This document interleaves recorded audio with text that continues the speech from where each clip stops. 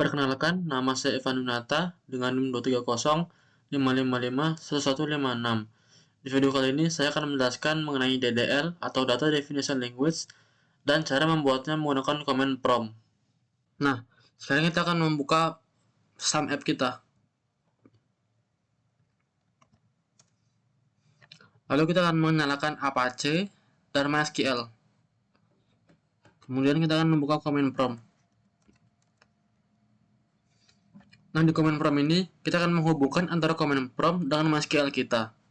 Untuk itu kita harus mengetahui di mana letak file MySQL kita, lalu menghubungkannya dengan command prompt.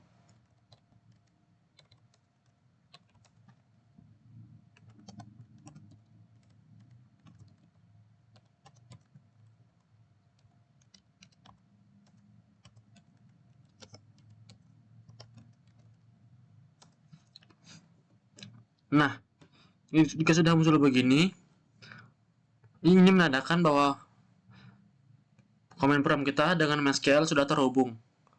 Lalu kita bisa membuat sebuah database dengan mematikan create database, lalu nama database yang kita inginkan, misalnya db underscore mahasiswa (2), enter.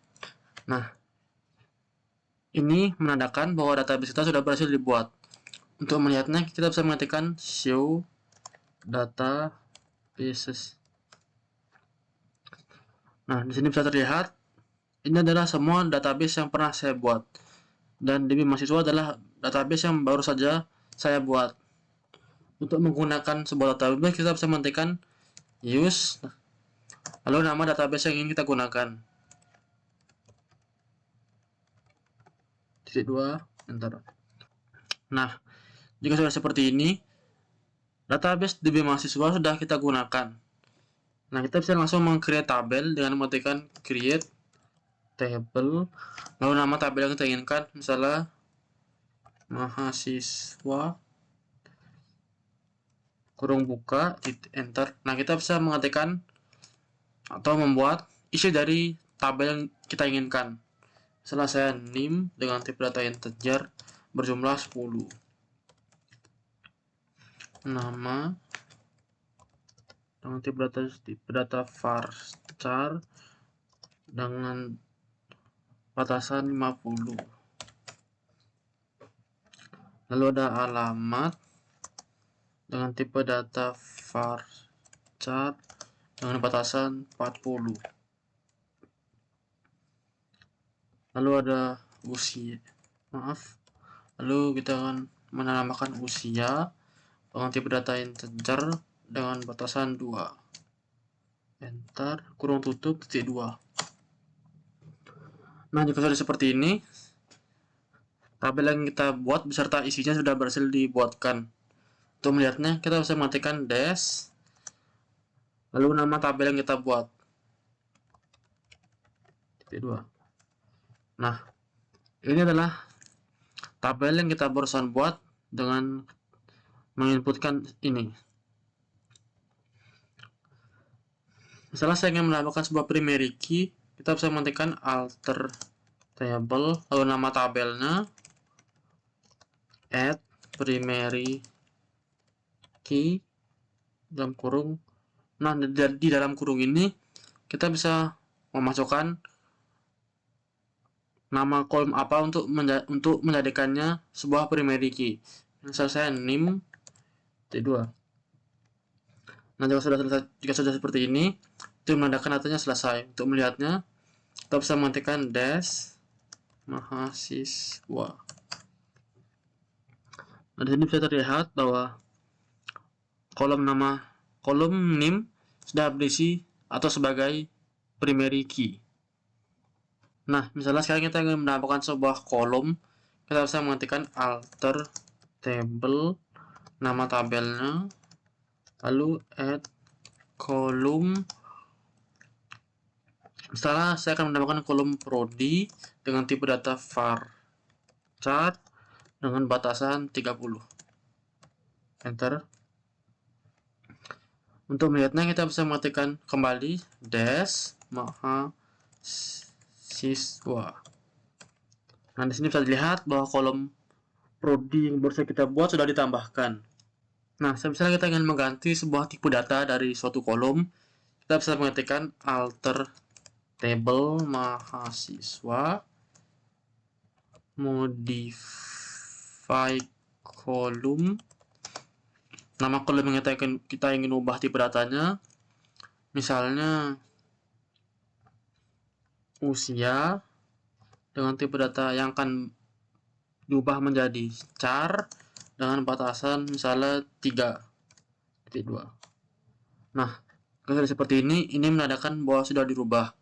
Untuk melihatnya kita bisa menghentikan kembali dash lalu nama tabelnya mahasiswa.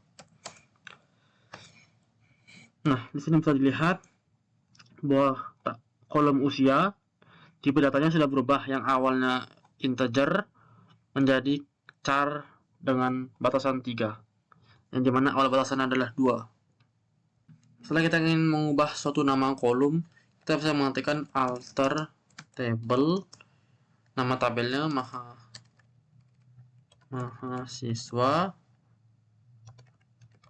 change, lalu nama yang lama, misalnya saya mengubah alamat menjadi telepon dengan tipe data integer dengan jumlah salah 12.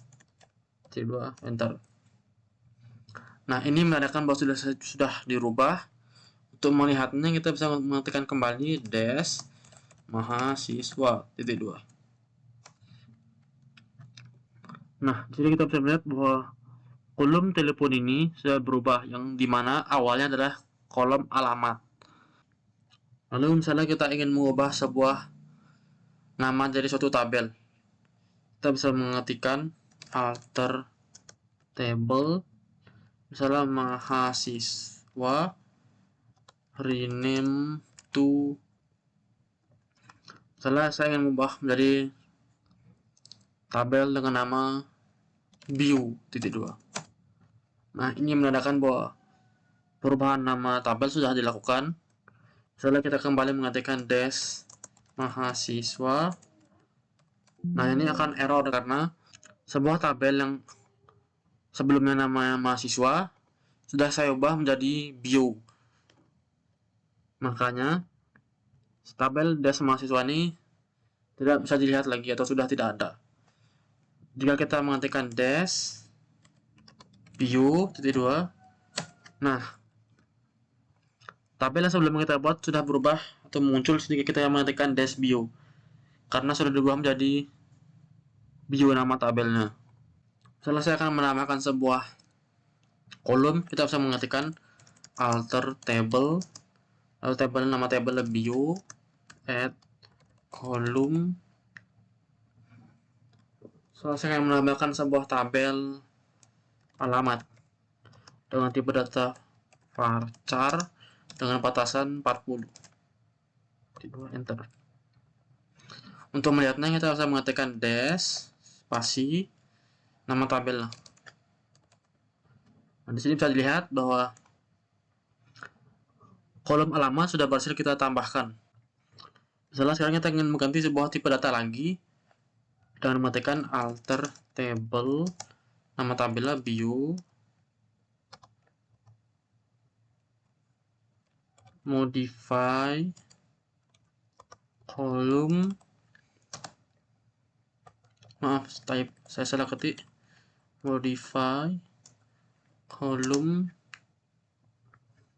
Setelah saya akan mengubah tipe data dari kolom name dengan tipenya char dengan batasan 12.2. Nah, kita bisa melihatnya dengan dash spasi nama tabel lah. Di sini bisa dilihat bahwa kolom name tipe data sudah berubah, yang awalnya integer menjadi karakter. Misalnya saya akan merubahnya lagi kembali semula menjadi name, maksud saya menjadi integer. Kita bisa kembali mengetikkan alter table view modify kolom name dengan tipe data menjadi integer dengan batasan 10.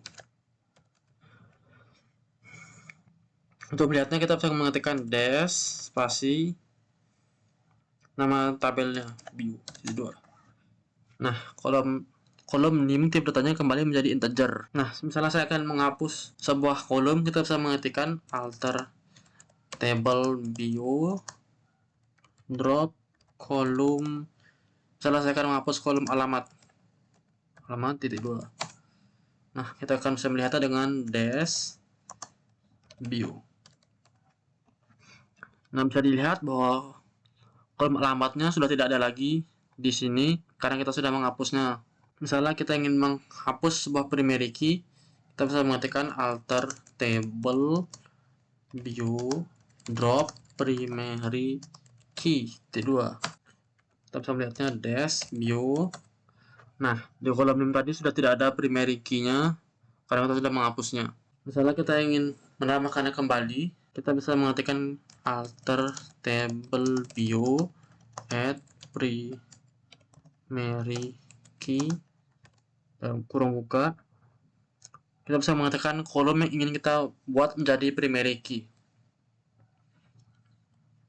Misalnya kita akan menggantinya menjadi nama titik 2. Kita akan melihatnya dash spasi view. Nah, kita bisa melihat bahwa kolom namanya sudah menjadi primary key-nya dari tabel view. Misalnya saya akan mengubahnya kembali menjadi bukan primary key dari kolom nama dan menjadikan kolom nim sebuah primary key lagi. Kita bisa mengetikkan alter table view drop primary key. Nah, kita bisa melihat dash spasi view. Nah, primary key pada kolom usia sudah maksudnya pada kolom nama sudah tidak ada. Nah, kita akan memindahkannya ke kolom nim. Alter table view add primary key dalam kurung nim. Kita melihat dengan dash spasi view. Nah, ini sudah berhasil kita tambahkan kembali di kolom nim-nya sebuah primary key. Setelah saya ingin mengganti sebuah nama kolom, kita bisa mengetikkan alter table view spasi change column. Nama kolom yang lama, misalnya prodi, saya akan ubah menjadi jurusan dengan tipe data varchar dengan batasan salah 35 titik 2 enter. Nah, untuk melihatnya kita bisa mengetikkan kembali dash spasi view titik 2. Nah, ini sudah berhasil kita ubah yang awal kolom prodi menjadi kolom jurusan. Nah, misalnya saya ingin untuk menghapus sebuah tabel, kita bisa mengetikkan drop table spasi nama tabel yang ingin kita hapus, misalnya view enter. Nah, ini menandakan bahwa tabel view-nya yang ini sudah kita hapus. Jika kita mengetikkan dash spasi view titik 2 kembali, akan error karena tabel view-nya sudah terhapus. Nah, misalnya kita akan ingin menghapus sebuah database, kita bisa mengetikkan drop database spasi nama database yang ingin kita hapus. Misalnya saya db underscore mahasiswa titik 2 enter. Nah, ini menandakan bahwa database db mahasiswa saya sudah saya hapus. Misalnya saya ingin mengetikkan show database. Nah, di sini sudah tidak ada lagi database db mahasiswa saya karena sudah saya hapus. Nah, di sini saya akan mencontohkan ulang apa yang saya buat sebelumnya. Yang pertama, kita membuat sebuah database dengan mengetikkan create database, lalu nama database yang kita ingin buat, misalnya db underscore siswa. Nah, untuk melihatnya kita bisa mengetikkan show database. Nah, di sini bisa terlihat bahwa database db siswa yang baru saja kita buat sudah terdapat atau sudah ada. Untuk menggunakannya kita bisa mengetikkan use, lalu nama database yang ingin kita gunakan, db underscore siswa. Nah, di sini Artinya bahwa database di beasiswa sudah kita gunakan. Nah, sekarang kita akan meng-create tabel dengan mengetikkan create tabel. Setelah nama tabel yang kita inginkan, misalnya data dalam kurung buka, enter. Di sini dengan tipe data integer dengan batasan 12. Lalu nama dengan tipe data varchar dengan batasan 50. Lalu ada alamat, tipe datanya varchar dengan batasan 40. Misalnya di sini kita akan langsung membuat bahwa kolom name itu adalah sebuah primary key. Kita bisa mengetikkan primary key dalam kurung name,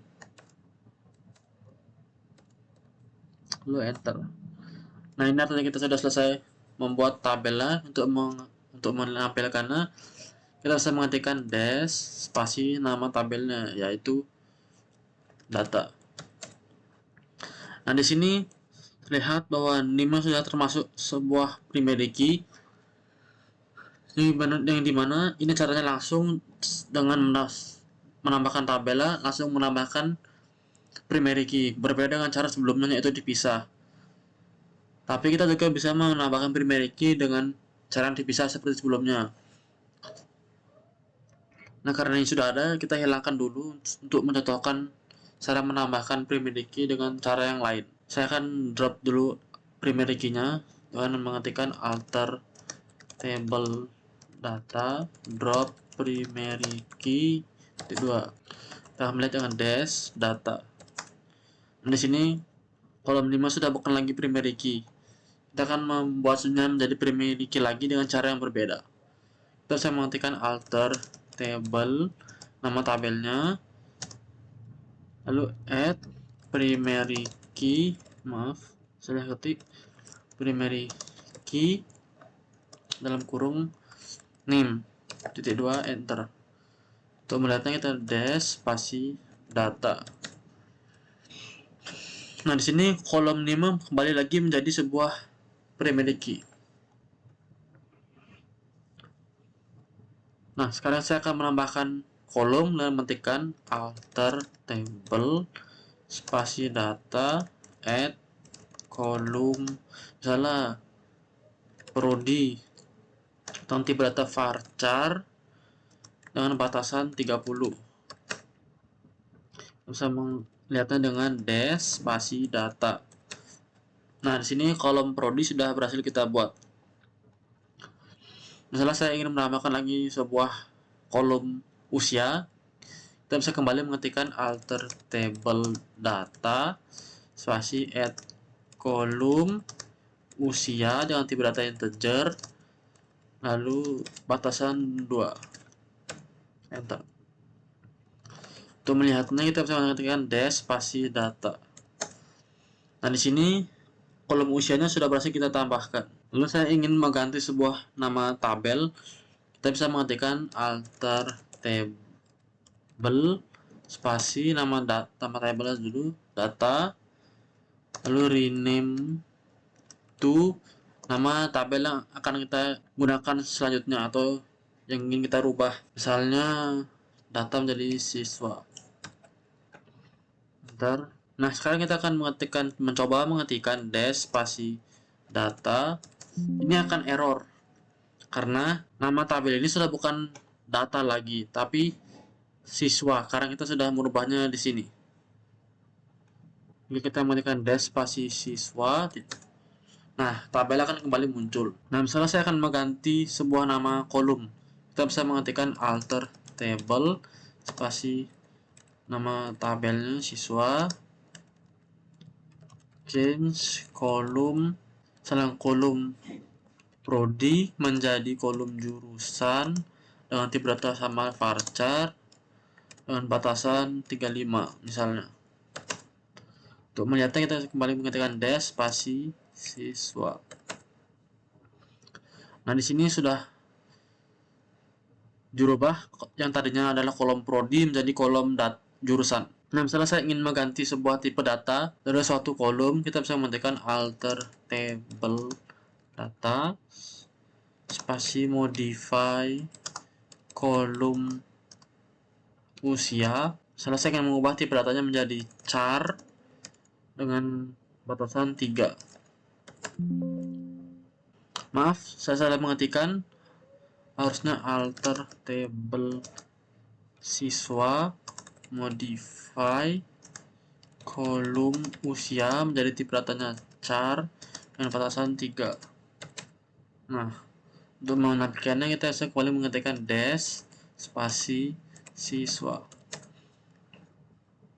Nah, di sini terlihat bahwa tipe data dari kolom usia berubah menjadi char, yang dimana awalnya adalah integer. Nah, misalnya saya ingin merubah kembali kolom usianya menjadi integer, kita bisa kembali lagi mengetikkan sama seperti sebelumnya, yaitu alter table spasi siswa modify kolom usia menjadi kembali lagi menjadi integer dengan batasan 2. Menampilkannya dash spasi siswa. Nah, di sini kolom tipe data dari kolom usia kembali lagi menjadi integer, yang dimana sebelumnya adalah char, kembali lagi menjadi integer. Nah, misalnya kita ingin menghapus sebuah primary key, kita bisa mengetikkan alter table spasi siswa drop primary key V2 enter. Nah, ini primary key-nya sudah terhapus. Kita bisa melihatnya di dash spasi siswa. Nah, di sini kolom primary key di NIM-nya sudah hilang atau sudah tidak ada karena kita sudah menghapusnya. Nah, misalnya saya ingin menghapus sebuah kolom, kita bisa mengetikkan alter table spasi nama tabelnya itu siswa drop kolom. Saya akan menghapus kolom usia. Nah, ini sudah berhasil dengan kita bisa mengetikkan dash spasi siswa untuk menampilkan. Nah, di sini terlihat bahwa kolom usianya sudah hilang. Dan misalnya saya ingin menghapus lagi kolom alamat, kita bisa mengetikkan kembali alter table siswa drop kolom alamat. Nah, kita bisa mengetikkan dash spasi siswa untuk menampilkannya. Nah, di sini kolom alamat sudah hilang dan tersisa 3 kolom. Misalnya saya ingin kembali lagi nih menambahkan primary key-nya ke kolom name, kita bisa mengetikkan alter table spasi siswa add primary key di kolom name. Nah, kita bisa mengetikkan dash spasi siswa. Nah, di sini sudah kembali lagi kolom 5 menjadi primary key. Nah, misalnya ingin menambahkan kolom lagi, kita bisa mengetikkan alter table siswa spasi add kolom. Salah saya akan menambahkan kolom prodi dengan tipe data varchar dan batasan misalnya 45. Nah, untuk melihatnya kita bisa melihat dash spasi siswa. Nah, di sini sudah terlihat bahwa kolom prodinya sudah ditambahkan. Nah, sekarang saya akan mencontohkan cara untuk menghapus sebuah tabel. Kita bisa mengetikkan drop table lalu nama tabelnya. Ini karena nama tabel kita adalah siswa, kita mengetikkan siswa. Nah, ini otomatis tabel kita yang ini sudah terhapus. Misalnya kita kembali mengetikkan dash spasi siswa, itu sudah tidak ada karena sudah terhapus. Nah, saya akan mencontohkan cara untuk menghapus database. Caranya adalah drop database spasi nama database yang ingin kita hapus, salah db underscore siswa. Nah, ini sudah artinya sudah ada database-nya sudah terhapus jika kita mengetikkan show database. Nah, di sini sudah tidak ada lagi database db siswa yang kita buat tadi karena sudah kita hapus. Nah, sekian tutorial atau cara penggunaan membuat TDL dari command prompt dari saya. Saya mohon maaf jika ada salah kata. Sekian dan terima kasih.